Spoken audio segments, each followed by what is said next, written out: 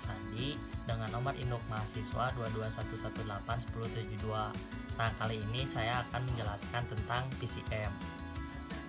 Ya, kali ini saya akan menjelaskan terlebih dahulu tentang PCM, yaitu Pulse Code Modulation. Nah, apa sih PCM itu? Jadi, PCM ini metode untuk mengubah sinyal informasi dalam bentuk analog tidak dapat diproses oleh komputer, sehingga terdapat 4 proses pembentukan sinyal PCM. Yang pertama itu ada filtering, sampling, dan quantization. Dan keempat itu ada coding. Nah, di ini cara kinerjanya. Jadi pertama itu ada berupa sinyal informasi, yaitu sinyal input suara masuk ke LPF.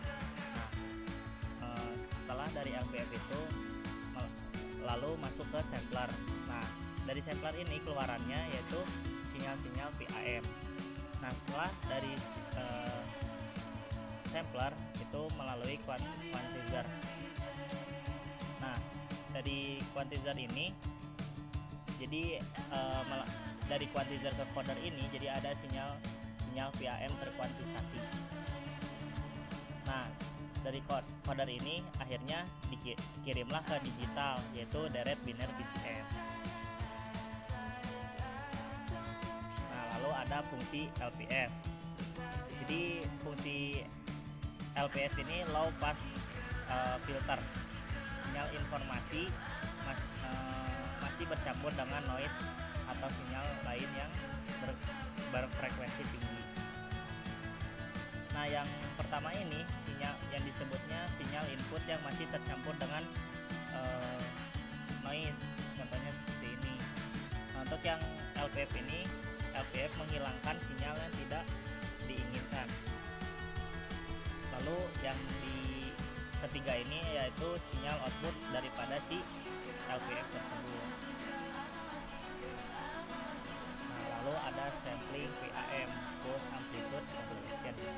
Nah, ini pencacahan sampling pada PCM. Nah, sampling adalah proses pengembalian sampel pada setiap satuan waktu yang ditentukan.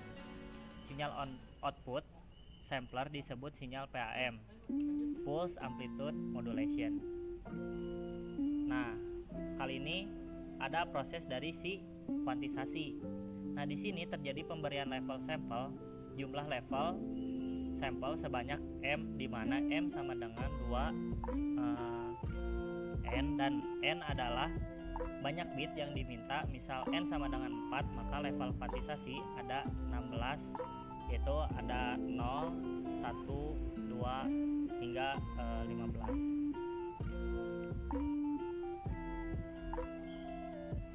Baiklah, di sini ada proses coding. Jadi sampel sinyal yang masih berbentuk analog dirubah menjadi biner dengan urutan serial. Coder terdiri dari 2 blok, yaitu utama. Nah, dari AD, analog to digital, konverter yang berfungsi untuk merubah sinyal analog menjadi biner, akan tetapi keluarannya masih bentuk paralel. Contohnya rangkaian ADC. Nah, dibutuhkan blok kedua berupa PS, yaitu parallel to serial converter, agar aliran data biner menjadi serial. Ya, baiklah, setelah saya menjelaskan tentang penjelasan umum PCM, kali ini saya akan menjelaskan tentang tutorial analisa yang pertama, yaitu tentang sampling operation. Nah, kita masuk ke yang pertama, yaitu ada CLC, close all, clear all. Nah, di sini untuk membersihkan layar ketika program di-running kembali. Nah, jadi CLC, clear all, dan close all itu fungsinya seperti itu. Nah, yang kedua kita masuk ke membangkitkan RAM variabel X dari O sampai 4pi dengan step kenaikan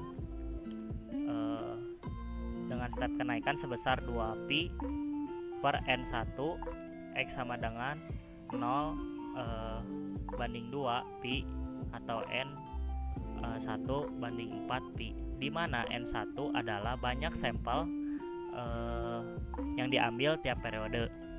Di sini sebanding dengan time atau periode, sehingga 2V atau N1 sama dengan 2VF. Sehingga persamaan input sinyal analog adalah S sama dengan 8 sin 2V per N1. Nah, lalu kita masuk ke hasil dari plotting dapat digabungkan ke dalam satu buah frame figur dengan perintah subplot, subplot yaitu ada 3, 1, 1 dan subplot 3, 1, 2. Artinya di subplot ini dalam satu frame figur terdapat 3 hasil plotting, yang mana gambar ke-1 dalam frame tersebut adalah hasil plot S dan gambar kedua hasil stem S. Nah, stem merupakan perintah untuk menampilkan sederetan nilai fungsi waktu diskrit. Nah, untuk masuk ke perintah grid. Nah, perintah grid on ini untuk menampilkan garis putus-putus. Nah, lalu ke title. Nah, perintah title sinyal analog dan title sinyal sampling memberikan judul pada hasil si plotting tersebut. Nah, lalu masuk ke X label. Nah, di perintah X label ini time dan Y label amplitude memberikan judul pada setiap koordinat sumbu X dan sumbu Y. Nah, setelah tadi analisa yang kedua, yaitu saya akan menjelaskan analisa yang menjelaskan yang ke-1, saya akan menjelaskan analisa yang kedua,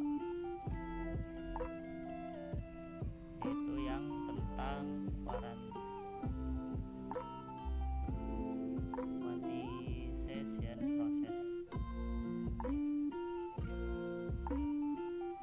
Baiklah, dari variabel, dari yang variabel del, Vmax, Vmin, yang pertama itu merupakan rumus interval kuantisasi. Nilai Vmax ditentukan sebesar 8 volt dan Vmin sebesar minus dari Vmax atau 8 volt. Sedangkan L adalah banyaknya level kuantisasi, sehingga 2N, sehingga rentang level ketika diproses nanti antara Vmin hingga Vmax dengan perbedaan step sebesar del. Didefinisikan dari variabel part.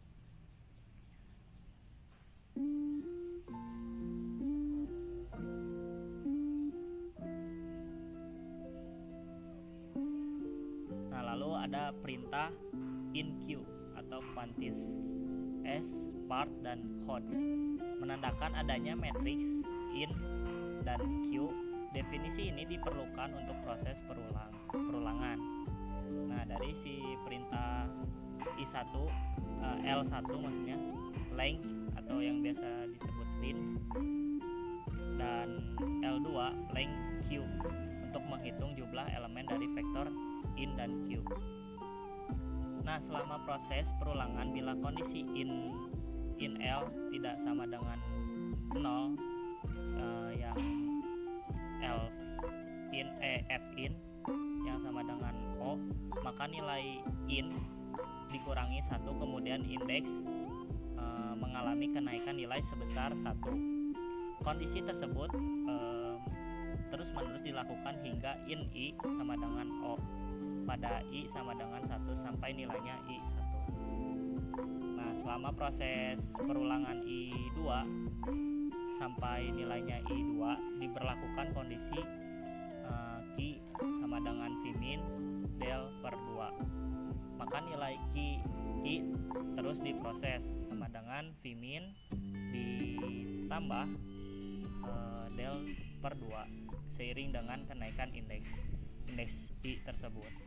Nah, nilai-nilai sinyal kuantisasi tersebut berada pada frame yang sama dengan sebelumnya, yaitu subplot 3, 1, nah ini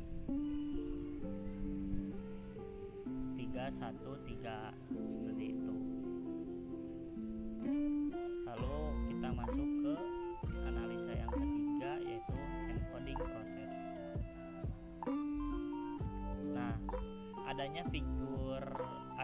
adanya figure. Nah, ini figure yang pertama ini. Agar frame figure sebelumnya juga muncul sebab terdapat 2 frame figure dalam keseluruhan program ini. Nah, perintah code atau D2B in left MSB mengkonversikan bilangan desimal menjadi bilangan biner, yang dimana nilai dari in ini merupakan matriks pada proses sebelumnya, dan left MSB artinya digit yang disignifikan di kiri, dari kiri. Nah, untuk yang perintah for ini, kan perintah for merupakan perulangan untuk suatu matriks di mana baris ke-1 dengan kolom ke-2 ini proses coded, yaitu terus dilakukan seiring dengan kenaikan nilai variabel K dan kolom ke KY hingga mencapai kolom ke N, lalu baru berganti barisnya. Nah, dibuatlah frame figure baru melalui perintah subplot, yaitu subplotnya 211. Artinya terdapat 2 gambar plotting pada frame figure ini, dan hasil encoding ada di urutan pertama. Nilai coded diplot dengan step persegi, data digital, stars coded. Kemudian batas sumbu diatur dengan axis,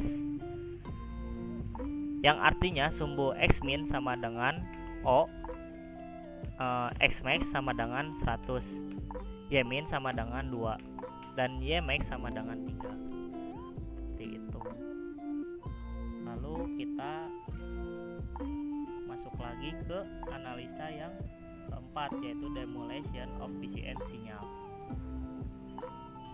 Nah, dari yang pertama ini Qn, perintah Qn, receive coded, and length coded atau N.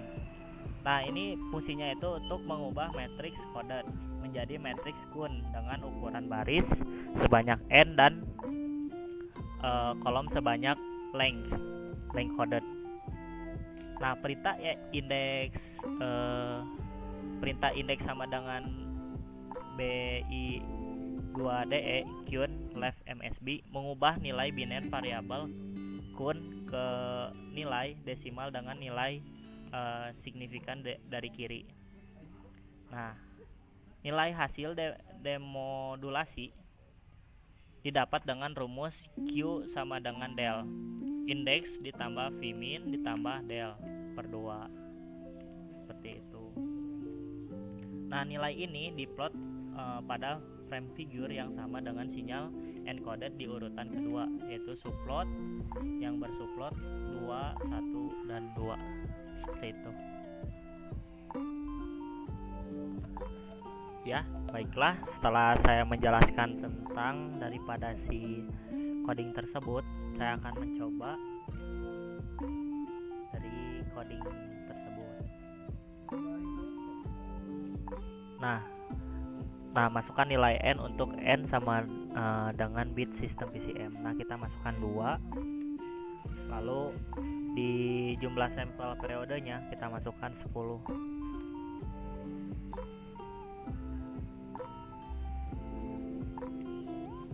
Nah, bisa dilihat ya di sini hasil dari yang pertama, yang figur pertama itu sinyal analognya seperti ini. Berarti bisa dikatakan berhasil. Baiklah, terima kasih atas perhatiannya. Mohon maaf apabila ada salah kata. Wabillahi taufiq hidayah. Wassalamualaikum warahmatullahi wabarakatuh.